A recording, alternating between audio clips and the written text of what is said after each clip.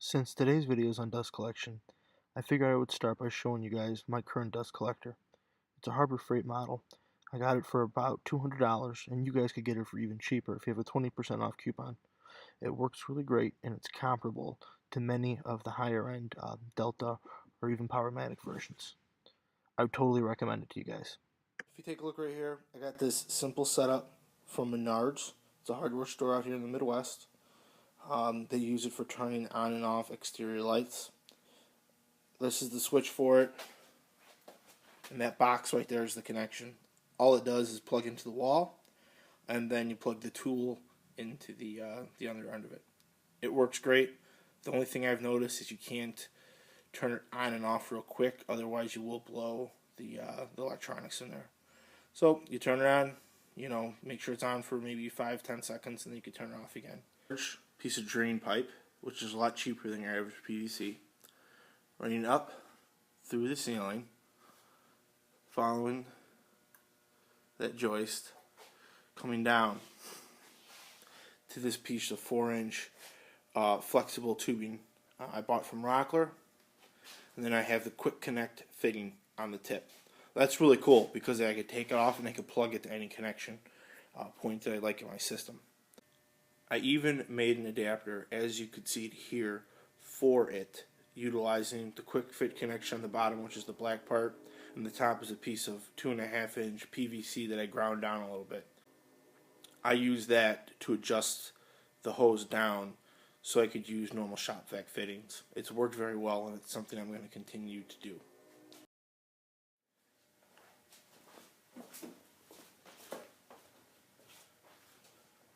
Alright guys, so the basics of dust collection components are as follows.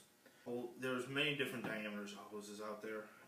I use 4-inch for the most part, and that's mostly what's recommended. It's best to make the lengths in your garage the best you can out of a solid PVC pipe, because the corrugated like this, it will rob you of your CFM.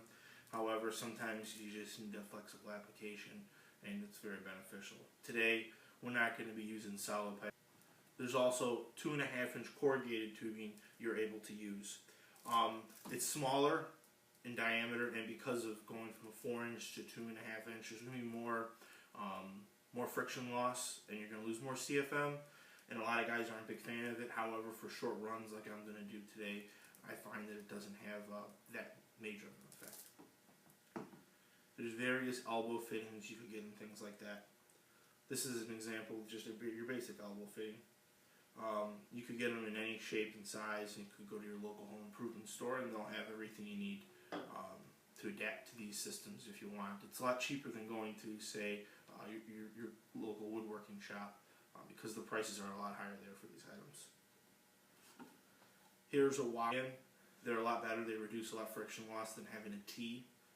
If you use a T connection, you're going to lose a lot.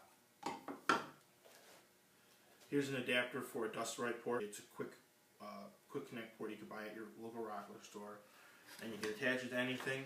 And then you have your hose right here, and just put it right on. It connects, and you're good to go. This is just an adapter for dust hood or anything you want to build. I found that these are very beneficial because you can make whatever box you need to collect to the unit you're using for dust collection, and you could use this to connect your dust collection system too. So you can kind of custom build everything around this. These are, I think, $5.99, and they're very useful. Two other things that are very important, or shall I say one, are blast gates. Here's a 2.5-inch, here's a 4-inch blast gate. What they do is it allows you to shut off part of the system so all the suction goes to one area. That's very beneficial. You only want to be going to one section at a time. Now you could get very fancy and buy electronic blast gates that turn on when they sense that a certain tool is being used. However, for me, $6.99 is the way to go. Alright, next we'll show you how we do this. So what we're going to do is we're going to run a hose from here down to here. We're going to have a Y built in, and then we're going to connect into the existing tubing. let's get this started.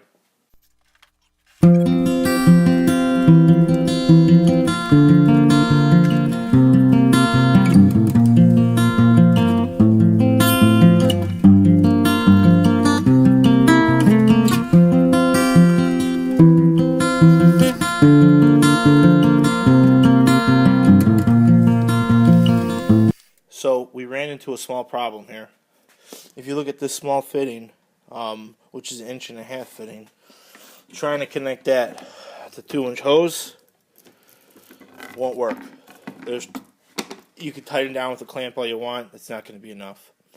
So the solution I found is to go and get this fitting right here. It's an adapter, and what it does is it adapts 1.5 inch plumbing to 2 1/4 inch plumbing. All we got to do is just slip this bad boy on here, like so, and we're in business. Because I want to be able to turn off the suction to each tool, we're going to put a blast gate right here. Okay, with our system on, everything's looking good. I have everything closed also. What we're going to do is go in all the connections, like so. Sprinkle some sawdust. That'll tell us if we have a leak in the system. No sawdust is moving on that connection, so we know that one's good. I'll move on and check the others. Well, with everything all set up, I guess we're ready to do some serious dust collection here in the garage. Hope you enjoyed today's video. Feel free to like or subscribe, and have a great day.